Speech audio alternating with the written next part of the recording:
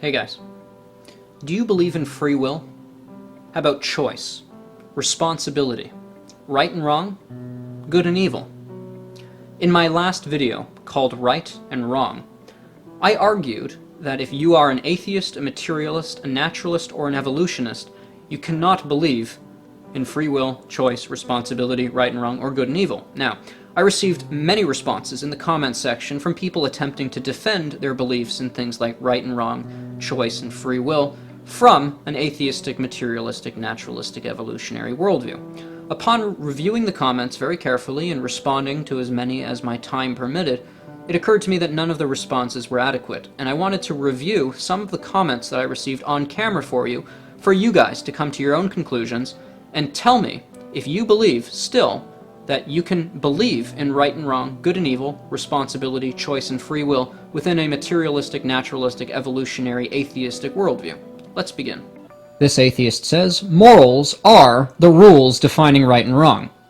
I'd stop right there and ask him, well, how do you then figure out what is moral without right and wrong? And because they came from an evolutionary process that selected for group cohesion and cooperation, we know that instinctual morals will benefit all the individuals in a society by directly benefiting that society. What Hitler did was wrong because it doesn't benefit society, even though the Nazi Party backed him.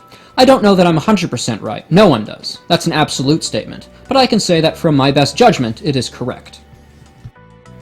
Oh boy. Okay, so we've got morals are defined by right and wrong are defined by morals. Try and figure that one out. And then we've got this idea that morals are justified by how they benefit society. Now you've got to ask yourself, why is benefiting society moral or right?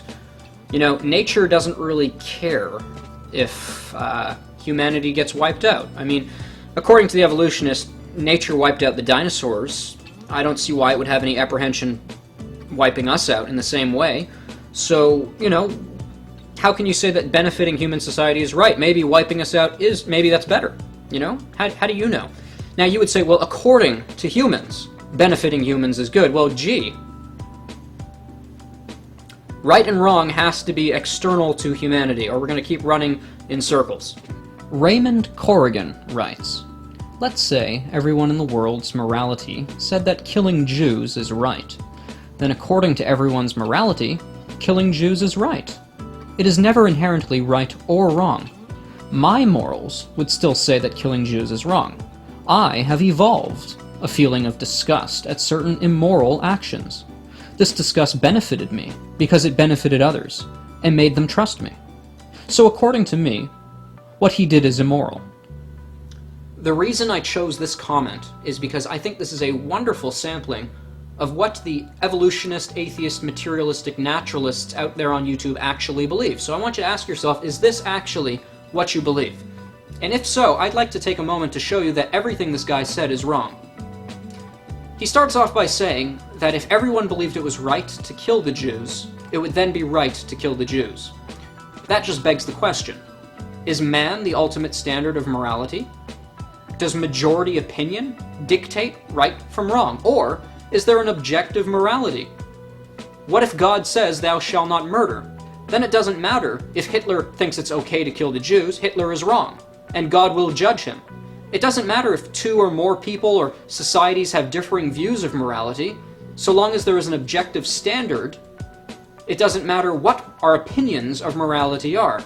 And simply stating a relativistic view of morality does not itself demonstrate that morality is not objective. And so many of the comments that I've been receiving have been like this. Well, some people believe it's right to abort, and some people don't. Therefore, there is no objective standard on it. It's neither right or wrong to abort. Well, gee, really? What if God says it's wrong?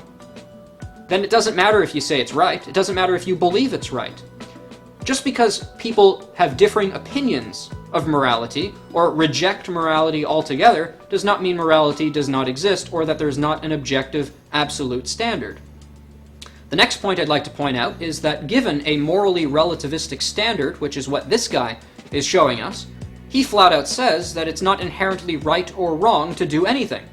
In English, that means right and wrong don't exist, because nothing is inherently right or wrong.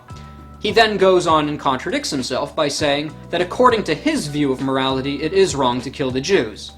Well, you can't have the cake and eat it too. You can't say on one hand that right and wrong don't exist, that there is nothing inherently right or wrong, and then say, oh, but it is wrong, according to me, to kill the Jews. Well, you just said that there is nothing that's inherently right or wrong. You see, the Bible says that we are so deeply and intrinsically designed to know right and wrong that even if we come up with a absurd, relativistic, evolutionary worldview that flat out denies right and wrong, there's still going to be this lingering connection that makes us believe in right and wrong.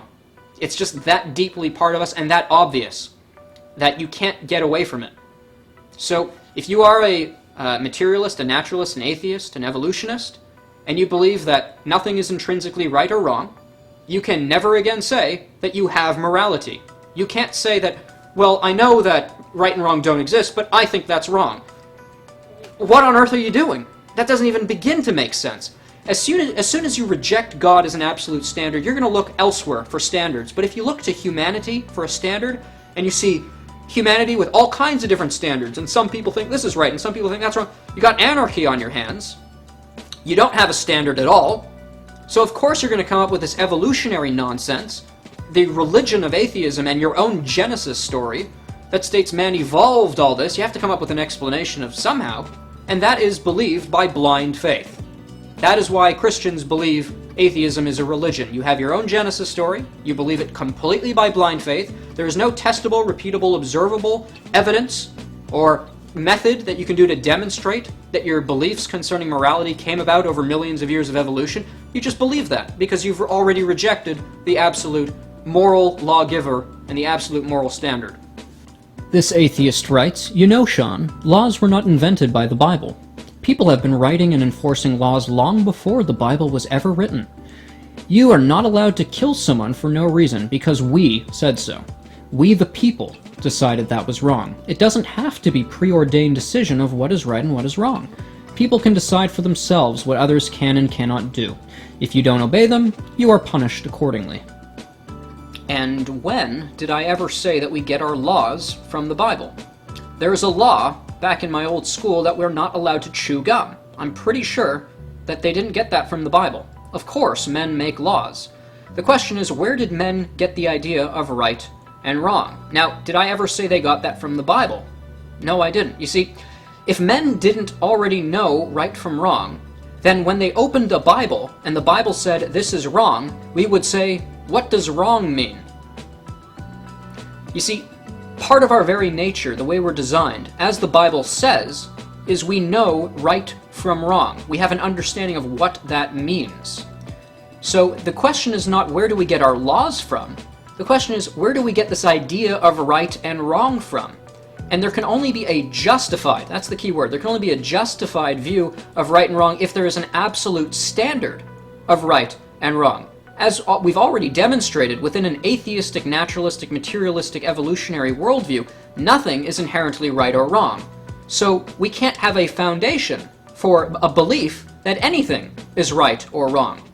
Biblically, we have a very good explanation that the God who made us gave us an intrinsic understanding of right and wrong because God requires certain behavior from us in accordance with what he deems right, and he tells us to abstain from what he deems wrong. And if we didn't have an understanding of what right and wrong meant, we wouldn't be able to even understand what the Bible says concerning it.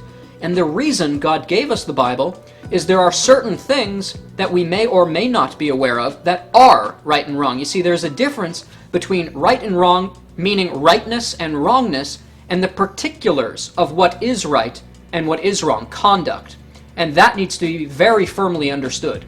This atheist says, "Yeah, I don't even know if I'm going to bother watching the video itself because the description is silly. Of course, there's no absolute right or wrong. When an atheist says something is right or wrong, we mean it in relation to our own personal morality. There is no absolute morality, because if there were, people wouldn't disagree on it so often." Of all the objections we've looked at so far, this one has to be the most thoughtless. It's like saying there is no absolute truth because so many people disagree. Well, there goes evolution. I mean, gee, so many people disagree with it that therefore it must not be true, if you want to use that logic. Now, if you want to be logical, no. people who disagree with objective morality, if objective morality exists, are wrong. That's all it means. I mean, the first instance in the Bible of sin was when Adam and Eve decided to go against God's objective morality. The first sin in the Bible was actually relativistic morality, them deciding what they could do. That's the biggest sin, that's the first sin, and that's the cause of all sin, is people deciding what's right and wrong apart from God telling them what to do, since God is the judge and the standard. As soon as we start deciding what's right and wrong and acting as our own gods, we're going to run into problems, especially on Judgment Day, when our morality crumbles before the absolute and eternal standard of God. This guy says, some atheists do believe in objective morals. Oh yeah, I've heard of those atheists. Those are the atheists that believe in God, right?